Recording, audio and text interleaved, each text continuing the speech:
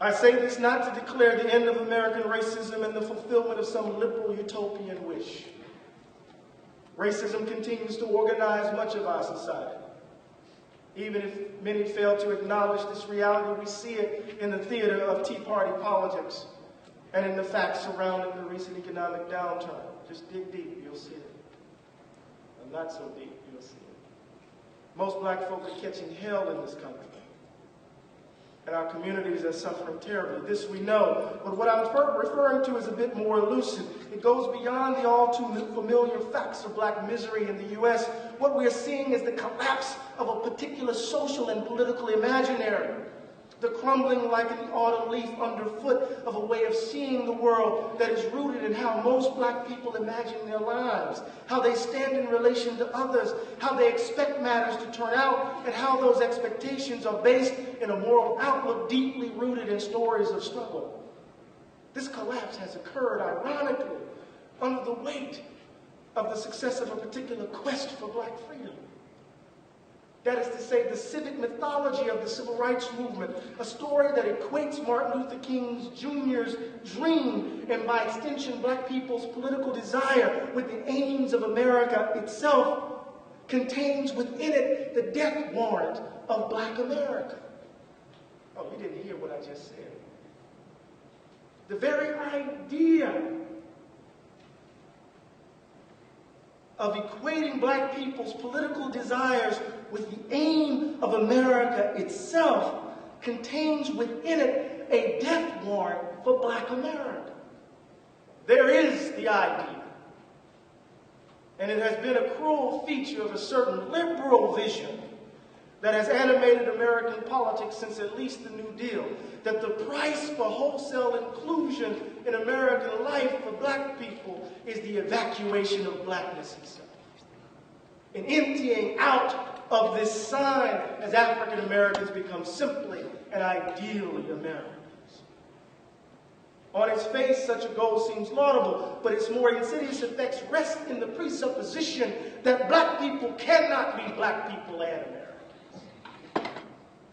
That the norm of assimilation to a larger cultural and political sense of what it means to be American applies powerfully to black folk precisely because our blackness calls attention to the contradiction that has haunted this fragile experiment in democracy since its inception. Redact the N-word from Huck Finn.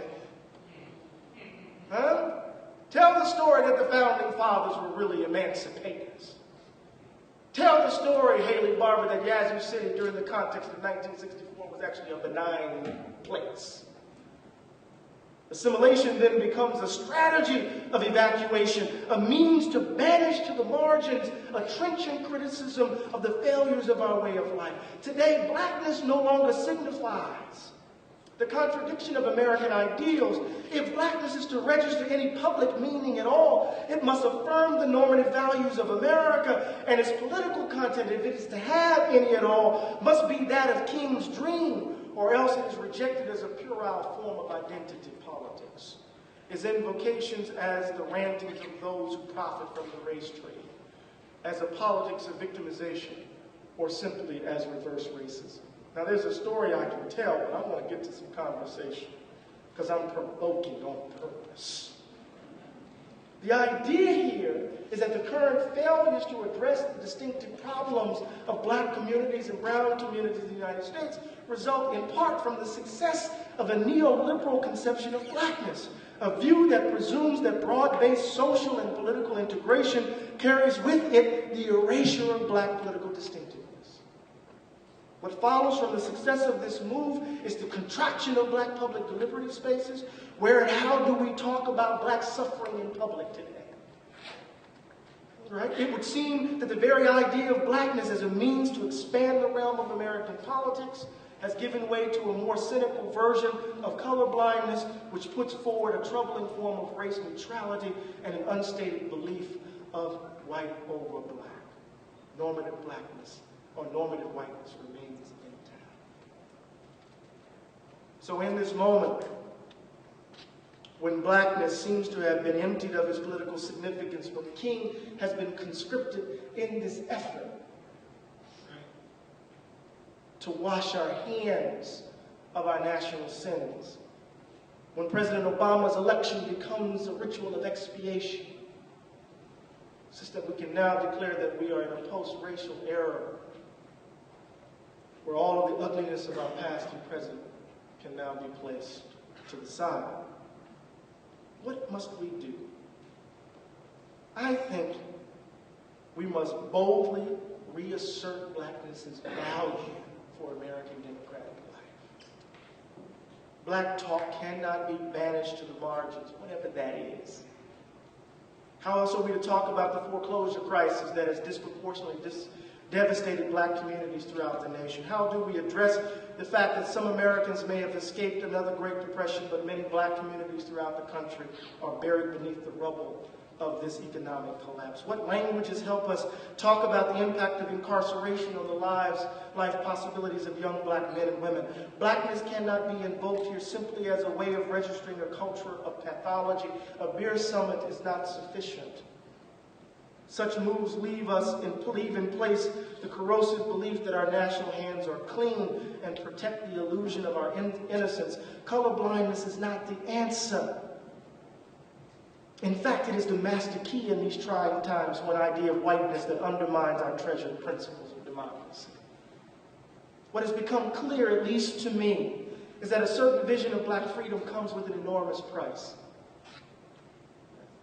James Baldwin clearly understood this. I love Baldwin. With the voice of a white narrator, he wrote in Many Thousands Gone, listen, time has made some changes in the Negro face. Nothing has succeeded in making it exactly like our own, though the general desire seems to be to make it blank, if one cannot make it white. When it has become blank, the past as thoroughly washed from the black face as it has been from ours, our guilt will be finished. At least it will have ceased to be visible, which we imagine to be much the same thing. Obama, blank man. Eddie Glaude, Princeton University, black man. Karen, black man. McCoy, black man. Joe, black man. Because if we stand on who we are, somehow it makes people uncomfortable. If we give voice to our dead, somehow it makes folk uncomfortable. My daddy grew up on the coast of Mississippi. And we can't drive by Edge Driving without him cussing. It is a physical landmark of a moment of profound humiliation in his life. Cornel West doesn't know how to swim because when he jumped into a pool, all the white folk jumped out and they emptied the pool right in front of him. What do we do with our dead? All of the unsung heroes, they didn't die in the 18th century or the 19th century. They died in 68, 65, 63. They died in 73, 75, and 80. They're dying right now. How do we be true to our dead if we're blank? How do we give voice to the distinctiveness of our struggle? How do we give voice to the hell that we're catching if we have to be blank? Is this the price for our inclusion? What happens to the uniqueness of our journey? What happens to the relevance of our story to American life, to American democratic life, if everything else remains the same? In my view, the evacuation of blackness entails the continued suspension of our nation's most cherished principles. Today, bold assertions of blackness in the context of problem space force us to confront the ugliness of our current practices and the ideals that ought to guide our efforts to redress them. In the end, America cannot really be a land of the free until its darker citizens can freely be themselves.